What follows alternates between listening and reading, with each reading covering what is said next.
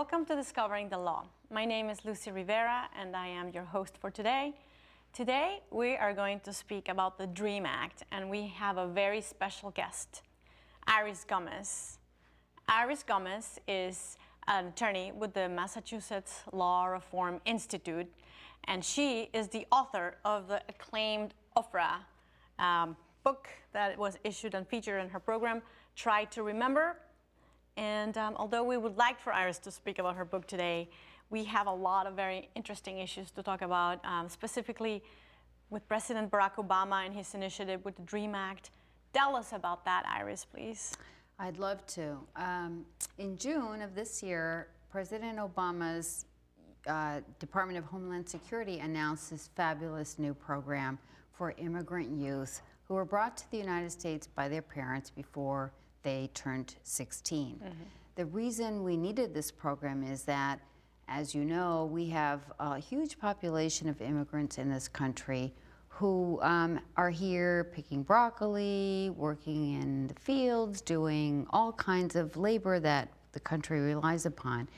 And over time, they've had families and kids, have gotten older. And in 1982, the Supreme Court of the United States declared that they had a right, these children, to attend school.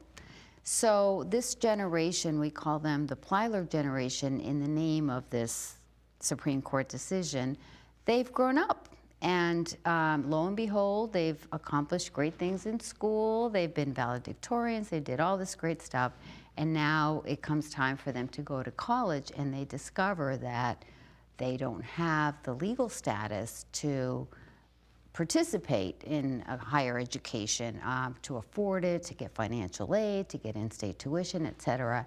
And so they launched this campaign to try to convince the federal government that it's time to regularize their status. So in June, this initiative that you described created a pathway for them to actually get their working papers in order and to begin to join the fold, so to speak, and come out of the shadows of being undocumented. And now this program has a number of requirements. The main one, of course, is that they have to have come to the United States as kids. This is a program for young people. So, So this program, it's called the Deferred Action for Childhood Arrival. Exactly. And you told me you called it DACA, but we'll call it Deferred Action for Childhood Arrival. And before I interrupted you, you were going to tell us who can qualify for it and how you qualify for it. Exactly, yes. It's a long name or title, but it's basically a program for immigrant youth. And so it has a number of requirements, but the principal one is that they have to have come to the United States before age 16. The second requirement is that they have to have been in the United States on June 15th when the program was announced, and have been under the age of 31 at that time. So there's a ceiling between 16 to 31 that you can qualify for this program. Mm-hmm. There are some additional requirements. They have to have lived in the United States for 5 years continuously, mm-hmm. between counting back from June 15th of this year back to 2007. Okay. And they can't have engaged in criminal activities that resulted in a felony or a significant misdemeanor or certain other kinds of convictions. So those are the basic requirements. And that sounds very fair. How does someone who comes to this country apply for this Deferred Action for Childhood Arrival plan? And do you need a lawyer? This is an excellent question because, as we know, in the immigrant community, there just aren't enough lawyers to help all the people who need help, and oftentimes they turn to what we call in the Latino community notarios, or fake lawyers who right. really are not qualified and sometimes also take advantage of people, take their money and don't do anything for them at all. And our State Attorney General's office is very concerned about this problem, and the federal government is also concerned, and they're monitoring it. So the application process really involves about 3 steps. The first step is for the young person. You know, these are largely very smart, capable young people, to gather up the documents that show that they came here before they were 16, that they've been here for the 5 years, they don't have bad criminal records, that they aren't over 31, and that they, I think I forgot to mention, one of the requirements that they're in school or they've graduated from school, and they have the documentation for that. So that's something they can do for themselves. You don't need a lawyer to go and gather all the documents. But the second part is to figure out if they are indeed eligible. And for that, I would first encourage them to go to the websites. And the websites will be on your screen for you to view. Iris has brought some with her, and I think we can put them up now. The Massachusetts Legal Help Organization. If we have them up, we can put them up, but if not, it's www.masslegalhelp.org. That's the first one that lists many of the organizations, nonprofit organizations that provide free workshops to help candidates for this legal status sort through their papers and determine whether or not they're eligible. Another excellent website is that of the student immigrant movement, www.simforus.com. That group is a group of students who are actually advocating for themselves. It's very beautiful. And they also provide information about where legal workshops can be found around the state of Massachusetts that might enable people to participate in figuring out whether they meet the legal requirements. A third website that's good to look at, not for the workshops, but just for the legal requirements, because of course on this show we can only say a little bit about the legal requirements, is the website of the government themselves, and that's www.uscis.gov. And on that website, if one looks for DACA, D-A-C-A, or Deferred Action for Childhood Arrivals, there's a whole lot of great information there. The government's been very transparent about this program, and they explain the basic legal requirements. So that's a really good set of resources. Thank you, Iris. And if you can comment briefly as to the dangers of going to someone for your papers when they are not qualified or when they don't have lawyers, as the notarios that you were referring, for our viewers, people that might be taken advantage of because of that service that is not necessarily sanctioned or legal or licensed. Right, right. It's really hard because sometimes people don't want to pay a lawyer when they actually do need a lawyer. They don't have the money for it. So, so that's part of the problem that leads individuals to go and turn to these agencies or notarios or whatever you want to call them. But the good thing about the workshops is that they're free, and they are sponsored by organizations that are incorporated in Massachusetts as nonprofits, and so they're reputable. They're not fly-by-night operations that will disappear, and you know, you can actually trust that the information that is provided there is coming from a good source. But there are going to be some people who do need their own attorney. In some cases, those organizations can provide an attorney, but not for everyone. But anybody who has a criminal record of any sort, even if they believe they were innocent, like some of these people affected by the drug lab scandal, for example, who may be innocent, but because of the scandal that occurred, their record was tainted. Anybody who has any kind of a criminal record or a past deportation history really should confer with an attorney, at least those two groups of people. And at the workshops, the lawyers there will also be glad to tell the person whether they think they really need more representation. Very interesting. So the deferred action for children arrival, you mentioned that the President Obama came up with it in June, just past June, the DREAM Act. How much does it cost? Well, lamentably, there's a very high fee. Not so much for the program itself, but for the work permit that that is required, and it's over $400.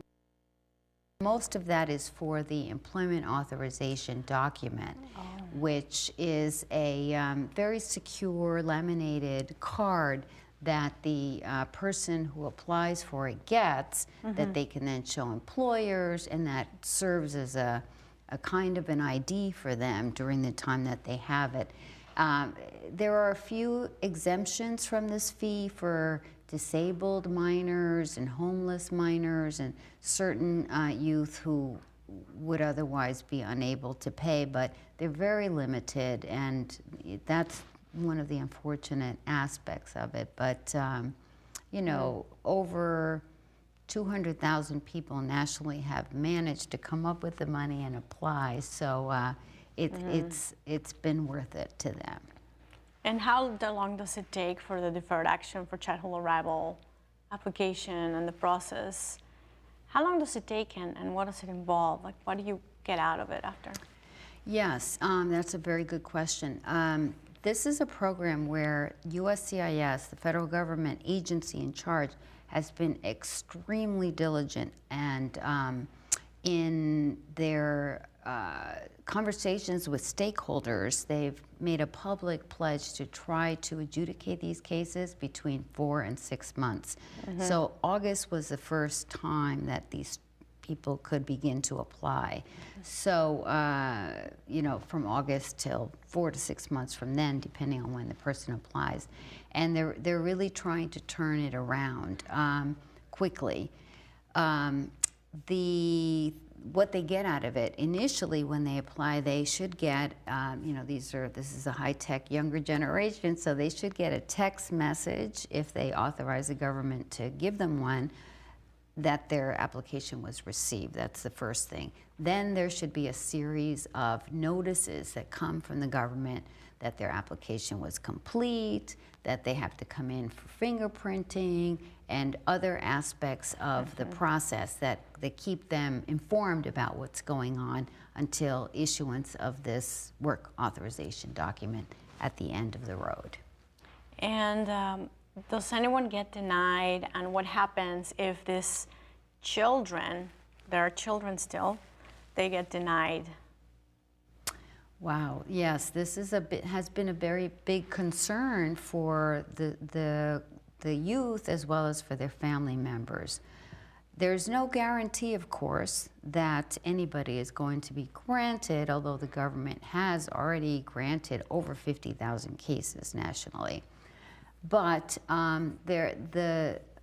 one very wonderful thing that the government has done is that USCIS, the branch that adjudicates these applications, has made it clear on their public documents that the information from the applications will not be disclosed to ICE, which is the Immigration and Customs Enforcement, the arm of the government that deports people.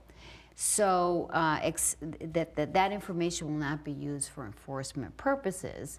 And so there's some confidence that their confidentiality will be preserved even if people are ultimately denied, and that that confidence is strengthened by the fact that the ICE itself has priorities for enforcement that primarily focus on people with criminal convictions, people who are a national security threat, people who are a danger to public safety, etc. So even if a person is denied because they are determined not to be eligible, if they do not meet the enforcement priorities of ICE, that enforcement ought not to result. So is this application confidential? Yes, this is what the assurances we've been given under existing policies is that except to enforce public safety, national security, and those high-level priorities of the federal government, the information on the applications will not be used for ordinary civil immigration enforcement purposes.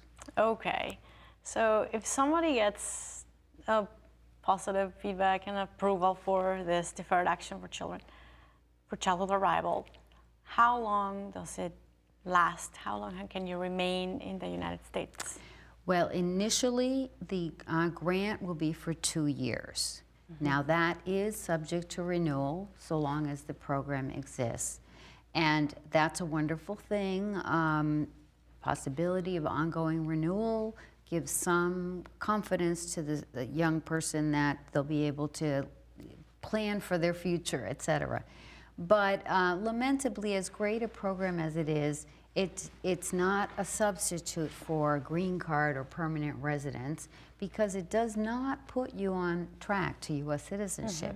And remember, these are young people who were brought to the U.S. very early in their lives, so they really perceive this country as their home.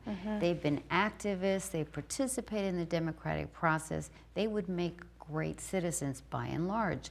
So they want an opportunity to become citizens. So this program, as great as it is not enough, and we really do need bigger reforms that will enable them to actually acquire permanent residence and get on the path to U.S. citizenship.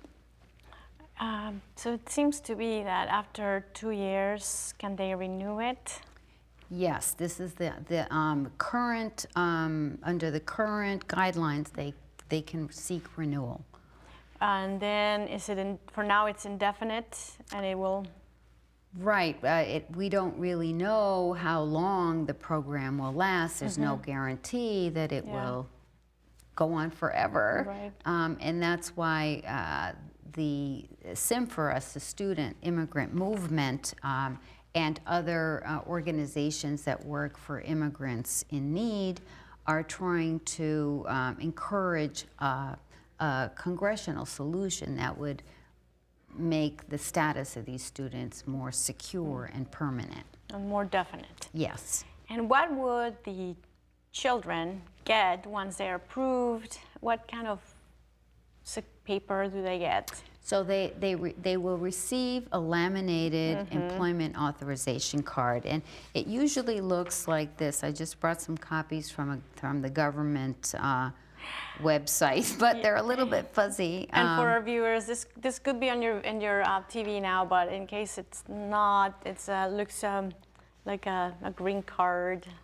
Kind of. Except it says employment authorization at the top, and it indicates how long it's valid for. And oh, it's up on your screens now.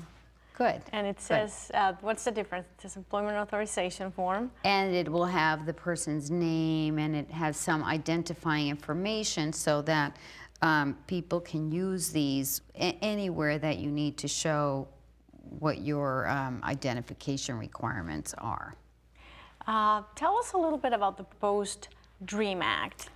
Yeah, so under federal law, Congress can decide what groups of people are allowed to obtain permanent residence, and the DREAM Act is an example of legislation that, if enacted, would allow students like these to acquire a green card. We call them green cards because they used to be green. They're not green anymore, but they are the symbol of being entitled to live in the United States permanently and to get on path to acquiring eligibility for U.S. citizenship when you can vote and otherwise participate in this society. So the DREAM Act is one vehicle for legislative activity that would enable these students to get that very desired,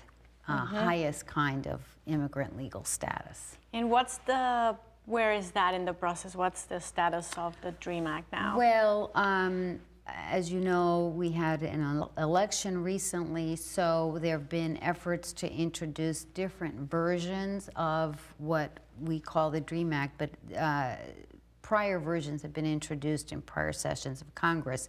But the congressional movement seems to now be directed towards larger immigration reform. People may have heard about the need to enact legislation that takes care of the problems not only of these youth, but their family members, because as you can realize, this is a program, the Deferred Action program, that benefits the youth themselves, but not their family members. And so comprehensive immigration reform of some sort would create a pathway for all of the families in the U.S., the youth and the parents, to qualify for permanent residence based on either their years of residence in the U.S., their employment contributions to this country, et cetera, but to earn their way towards some kind of permanent legal status. So we're,